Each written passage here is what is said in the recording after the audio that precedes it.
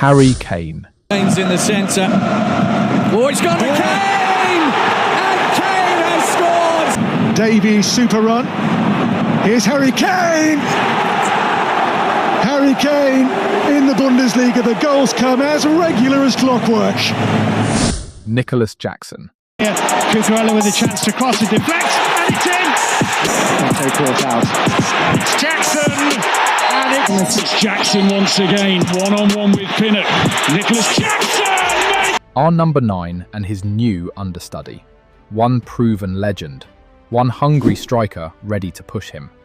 Together, they give us the kind of depth up front that can lock the Bundesliga before anyone else even gets a chance. Kane doesn't need an introduction. Hi everyone, I just want to say a big thank you to everyone who voted for me for the 2024 Goal of the Year. It was a nice goal, with a bit of flexibility, a nice touch and a good headed finish. So thank you all, appreciate the support and I'll see you soon. In his first season at Bayern, he shut down every doubt. He scored at a rate Germany hadn't seen since Lewandowski. He won the Golden Boot. He created chances, and he showed exactly why we paid over 95 million to bring him in.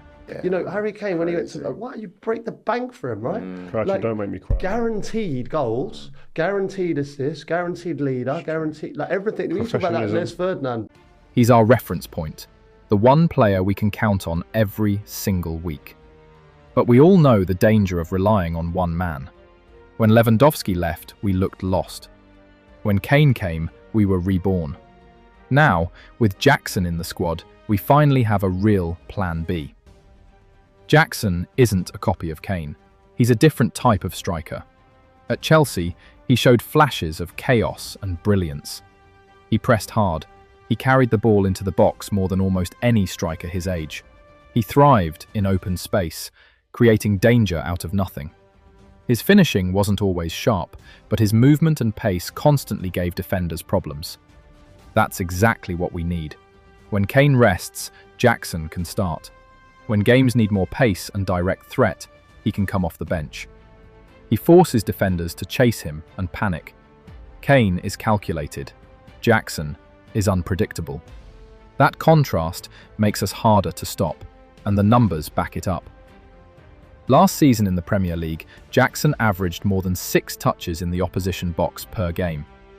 He was near the top among young strikers in expected goals from open play. His pressing success was among Chelsea's best. That energy is what our system was missing whenever Kane wasn't on the pitch. This also gives company more options.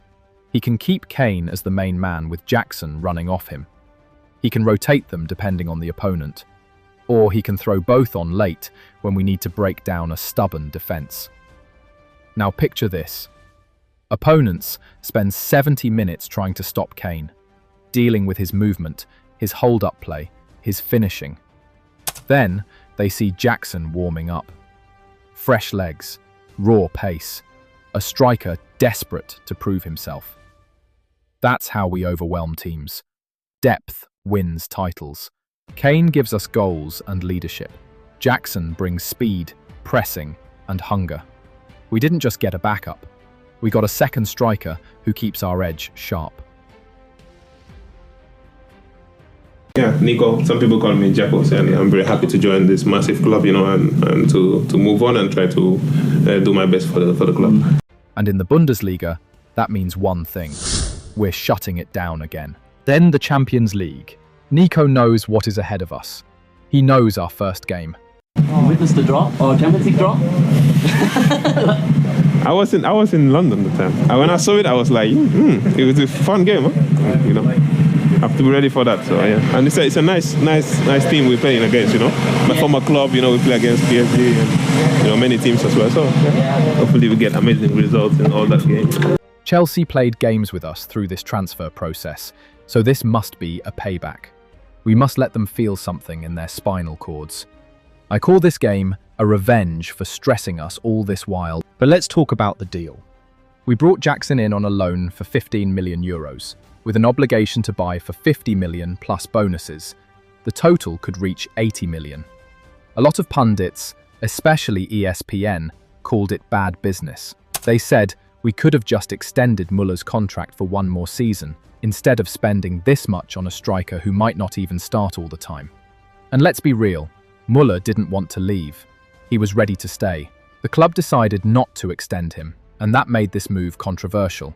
His experience, his leadership, and his ability to fill different roles are hard to replace, especially now that Musiala is dealing with injuries. Critics argue Bayern should have kept Muller and still brought Jackson for depth. And to add to that, Kingsley Coman left for Al Nassr, which leaves Luis Diaz without serious competition on the wing. These are big risks the board is taking. Nico Jackson is a Bayern Munich player. This is, of course, something we discussed on yesterday's show. A lot of stories about him going to Munich. And then, of course, because of the injury, meaning that he was going to come back to Chelsea. But he's going to Bayern. That's it. Done and dusted. Bayern with an obligation to buy, Jules, yeah? Yeah, loan fee, obligation to buy at the end of the season, and bonuses on top of that obligation to buy that can get the whole package to 80 million euros, wow. Which I never thought I would say that some club could actually have agreed to potentially pay that much money for Nico Jackson, especially Bayern, who really, if you look at it, he's going to be on the bench. There's no way, unless company wants to try Harry Kane and Nico striker partnership combination with Olise on the right and Luis Diaz on the left. But once Musiala coming back, certainly towards November, December, and even Gnabry will play as a 10, Olise on the right, Kane up front, Diaz on the left, and Nico's position will be on the bench.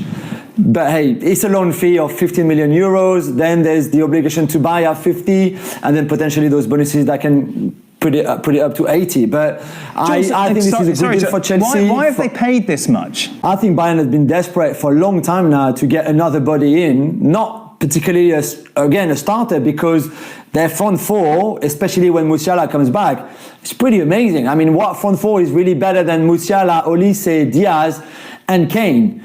So they wanted another body, which I can understand in case there's an injury, and they were literally linked. They were linked with so many forwards /wingers /number 9s through the whole summer.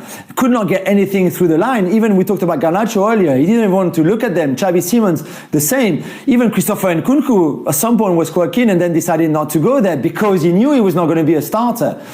So for Nico, he seemed quite happy to go there. Good for him. For Bayern, it's quite a lot of money for somebody who, for quite a lot of that time, is going to be on the bench because, again, he's not better than anybody in that front four.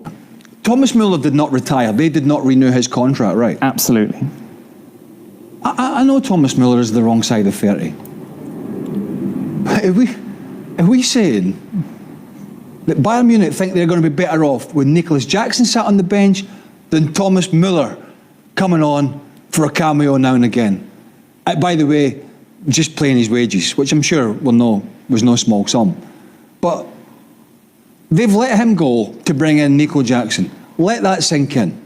Do you think this duo will break through every defence? Can Jackson fit in Kompany's tactics so easily? Drop your thoughts in the comments.